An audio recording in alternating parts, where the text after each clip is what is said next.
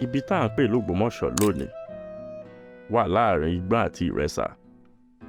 Àrẹsà wà ní ìhà Gábásì, Oníkòyí wà ní ìhà Yàmà, Olúgbọ́n ń bẹ ní ìhà àríwá, Tìmì sì ń bẹ ní ìhà gúúsù.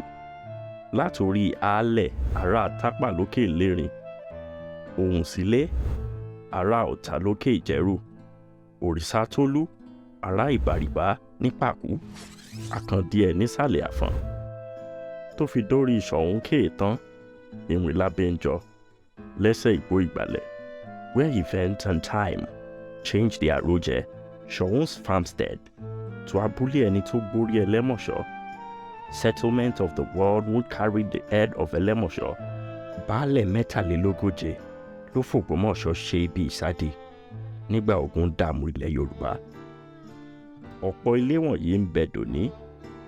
Ọ̀kan nílé àwọn ará Ìwò, méjì ní Tẹ̀síẹ̀lẹ̀, mẹ́ta ní tàwọn ará ilé Ọ̀gọ̀. Kárìn kápọ̀, yíyẹni yẹni, kápọ̀ kájọ kan, agbára la fi ń ṣe lájílété. Bá àrímọ́kọ́, Ògbómọ̀ṣọ́ jẹ́ ìlú akínkanjú tí kò láfiwé nílẹ̀ Yorùbá. Ṣé nípa togun jíjà ní ká sọ ni, tàbí ká ṣòwò jèrè? Àlọ́ba, àlówó, àtúnlóògùn, Ògúnlọlá Ògúndìran was the first Ṣọ̀ún of Ògbómọ̀ṣọ́. Òrìṣà pópó ní tiwantiwa lájílété. Ìsàlẹ̀ Àfọ̀n, ọjà Igbó, ọjà Jagun, Ìsàlẹ̀ Ọ̀rá and Òkè Ìlérin are the core quarters of Ògbómọ̀ṣọ́, and other 143 nations circled them.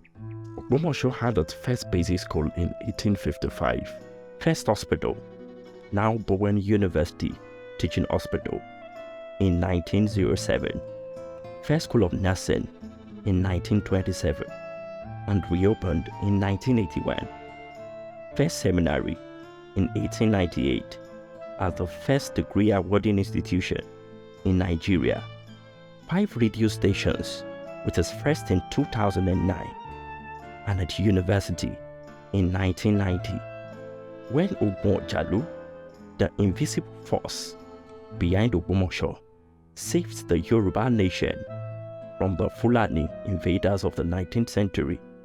The song in her mouth was Ògbómọ̀jájájá Ògbómọ̀ṣọ́ Adéníọ̀kọ̀ Àsìnì.